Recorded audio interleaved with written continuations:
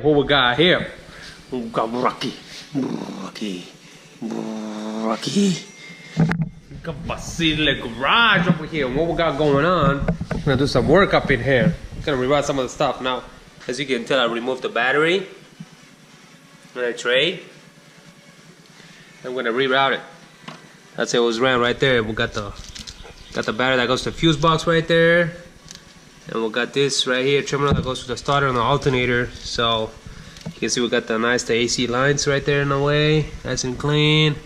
So I'm gonna reroute that for now. So thinking how we're gonna get under and splice these wires right there and run it to the back, run it inside the car. I'm gonna decide how I'm gonna do it in the back here. Thinking to do it right here on the side. Somewhere right there. Don't want my blanket. See, I keep the blanket, keep the paint fresh. I'm probably gonna do it right there somewhere. So just kind of bear with me, and I'm just gonna walk you through it. How we're gonna do this battery relocation. As you can tell, I removed everything up. We're gonna do that. If you can tell, but this cable right here, it's what it runs to my starter and my alternator right there. Is this two right here.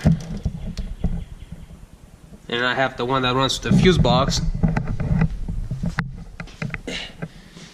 I have the one that runs to the fuse box right there. So I'm probably gonna take this back inside and then run a cable from there back inside, and then from there take it all the way in the back. And we got here Ricardo, Ricky Iglesias. Okay.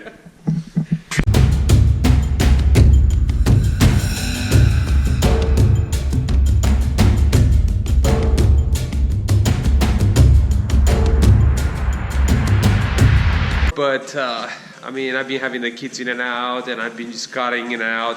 My kid's been trying to help me, so I might have some digs a little bit here and there. So I'm figuring I'd just probably walk you through since it's already done. And you can just comment down below if you have any questions, and I can tell you, you know.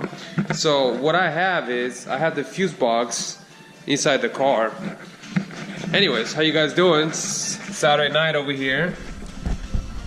And I hope you guys are ready for hope you guys are ready for a good Sunday tomorrow, because I am about to be done with this car right here. So let's see, I got the fuse box right there, you see that? And I have the power box, the power line. Tell me the power line, you can see it. See, that's the power that comes out of the fuse box. It comes underneath the carpet here. It comes right here.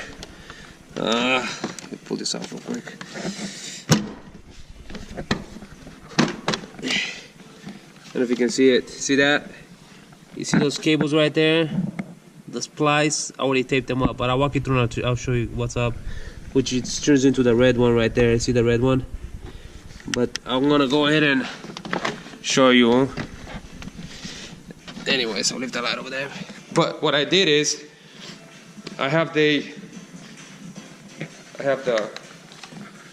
see that? It comes through there right there. See that line? At the bottom there? It comes there and goes underneath the frame. And I'm gonna check it so you can see it. You see it right there? You see the wire that comes underneath the frame and all nice zip tie?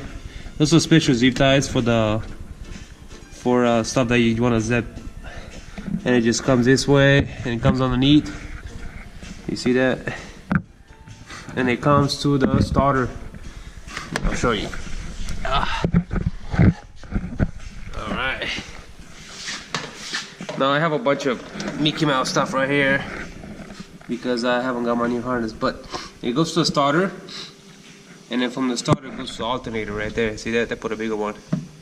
Okay? Yeah. Now the wire that it runs from here, so the wire that comes from there, it loops in here to the starter, from the starter to alternator, okay? The wire that comes in, like I told you, it goes on the floor right there. Now, right there on the floor, I spliced the two wires. I spliced that one that comes from the fuse box right here on the floor, and the one that comes from the starter and the alternator right here. So I spliced it to the red wire, which is a 4 out of the gauge 4, and then I took that wire to the trunk. And I'm sorry, I just got a mess in here. Be doing other stuff as well. I'll just climb in the trunk here, so you can kind of see what I'm talking about. Alright, so as you can see here, I got the red wire. See that? I got the red wire coming from over there into this disconnect right here. It's a fuse, which I'm running 150 right there, 150 amp, and it comes in there and it breaks to a fuse, and then from there it goes up into the battery right there. Alright, now I have this battery with the K-tune thing with the washers and nuts underneath the body, and then I have the ground right there, and it's bolted up to that I don't know if you can see it. It's bolted up to that 17 millimeter that actually bolts up to the core support, the support for the back bumper. So that's kind of pretty much how I did it. I'm sure everybody else does it different, and they do it how they whatever they want to do it. That's probably the safest way, I think, in my opinion. If you have any questions, you want to do it this way, I'm more than help you. I'm more than glad to help you and show you how to do it. But I think for me it works this way, because I hate to have, especially having this yellow top battery, it kind of matches with the valve cover and just kind of throws it off. And if later on I'm going boosted and stuff, I just want to have as little as possible stuff I can have in there.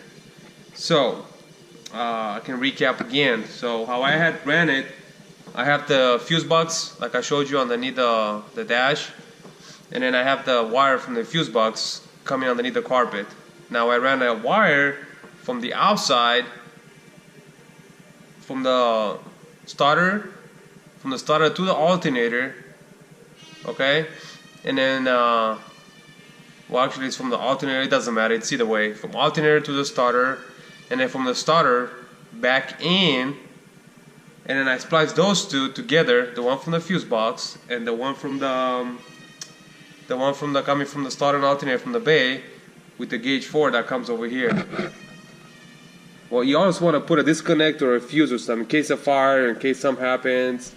And then I put a fuse and I spliced them underneath the carpet, but I also taped the crap out of it because I don't know, if it ever floods or something, you know, I don't want wire to short it. But if it ever shorts out, the fuse right there, it will pop. That's 150. Now I have also a 200 amp that I'm going to keep in the car just in case. And those are pretty snug and tight. I mean, look at that. I mean, you can pull it out you want. This is not going anywhere. So there you have it. If you guys like this video, give me a thumbs up, subscribe, share, and keep out for the next video on this build. Thanks guys, and God bless. Peace.